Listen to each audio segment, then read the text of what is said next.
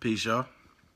So, seeing that all the memes, everybody talking about Obama and how he's on his way out, um, you know, and I just wanted to weigh in, give some of my commentary on it. I don't want to rain on his parade, but I do want to say a lot of, just basically just say what I have on my mind in regards to how black people look at this thing and the responses and the things that I'm seeing be put out there.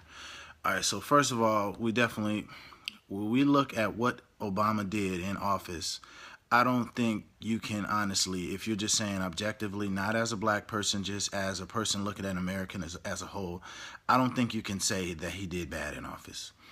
I don't think you can make that argument, and I think you have to say that he did well in office. I mean, I see a lot of the stocks went up. There was a lot of increase. I think Obamacare helped a lot of people. A lot of people that he said it would help. I think it helped a lot of people. It wasn't perfect. Yeah, you had some people that things changed for them, but what else? And I think and unemployment dropped.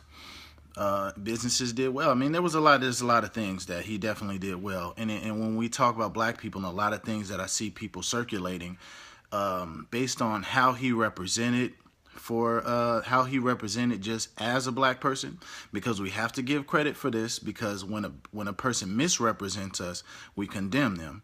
So we definitely got to give credit when a person represents us, even if it's not specifically doing something for black people, just him representing, being a brother in there with his family, with his daughters, and just seeing him in interviews. Like recently I was watching an interview of him, one I posted not too long ago, dealing with the China issue. Just the way he represents, the way he speaks on it, but you got to give that man credit for that, and you got to point out that has definitely been something positive with this. Now, why do I say that black people are politically immature?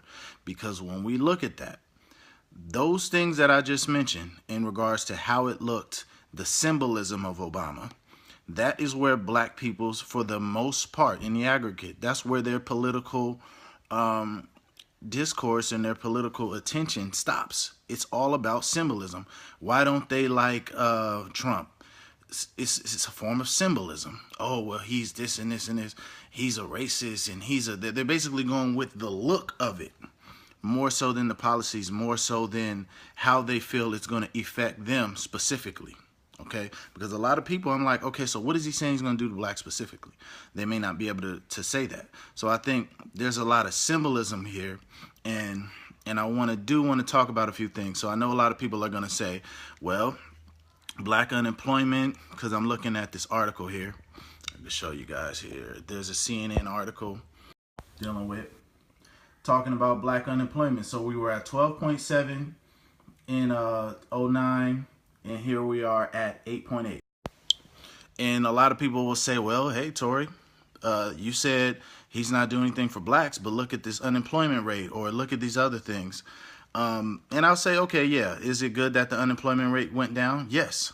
But that runs concurrent with the overall country's unemployment rate. And when you have the overall country's unemployment rate goes up, ours goes up just right there along with it, that is not an indication that he's doing anything specifically for us. Okay, because our income did not go up. All right, income did not go up, and our poverty rate stayed around the same rate. And more importantly, there's still an income gap. The same gap exists between us and whites. Same wealth gap exists, and our home ownership actually did drop. Now, I want to mention this. If we have black unemployment rate drops that drastically, 12.7 to 8.8, that's a very drastic drop. If you have that large of a drop, why is your poverty rate sitting around the same rate? Okay, to me now, like I said, I'm not an economist, but to me, I have to ask, what type of jobs are these that people are getting? I have to really ask that. Why would your poverty rate, if you have that many people going to work, there should be a lot less people in poverty. But a lot of people have jobs and are still in poverty. I see it all the time. I was an example of it at a point during Obama's reign, doing a lot of work, but still in poverty. So we have to look at things specifically addressed toward us. Black people pay a lot of taxes in this country. Okay, We shouldn't have to pay taxes based on everything that we went through, but we pay a lot of taxes, and we bled, specifically black Americans, we bled in every single one of the wars in this country. You should be going to the table not expecting, the symbolism should be just a small piece of it.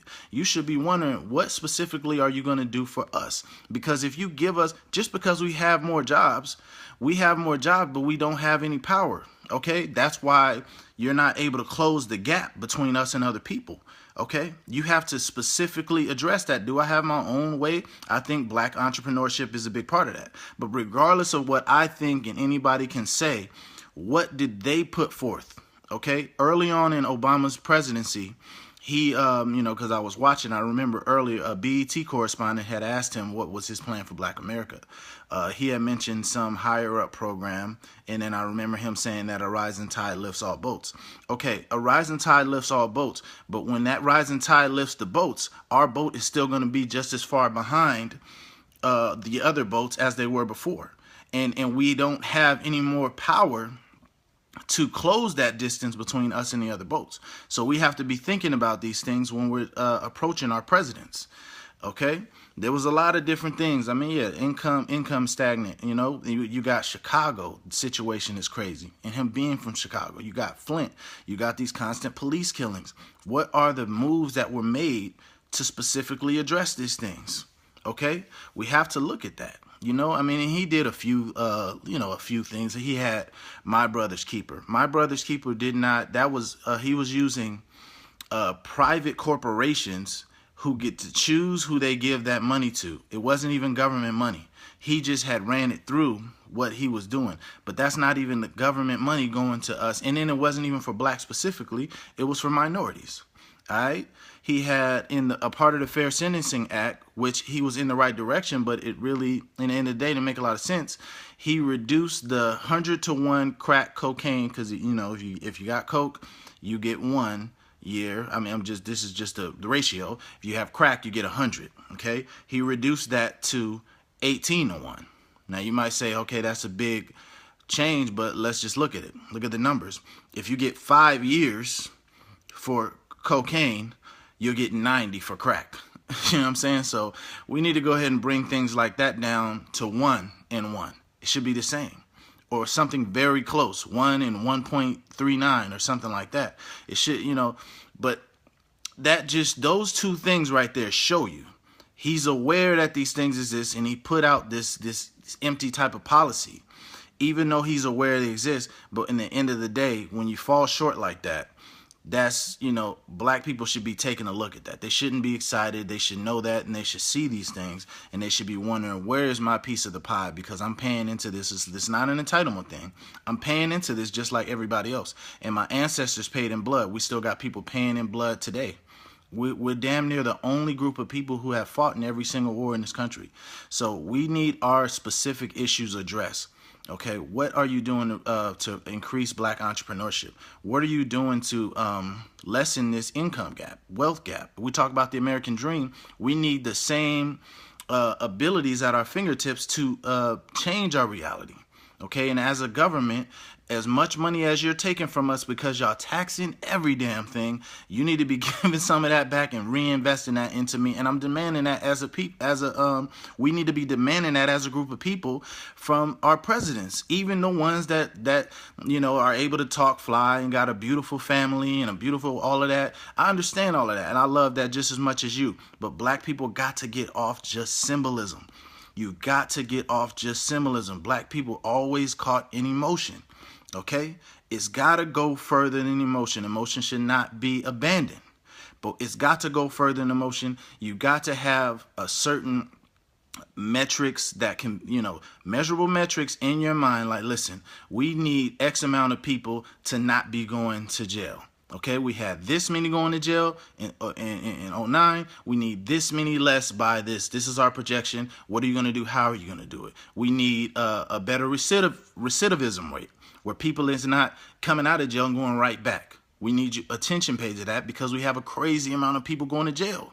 All right, we need you addressing the way that we're being policed. And when we have atrocities like Flint or Chicago, it should be a big damn deal. Just like when you're on the news crying about crying about those kids that were murdered, which was horrible, at the school. I can't, somebody remind me if you can remember the name of it, but it's a big spectacle, and then you pass gun law legislation, all these different things.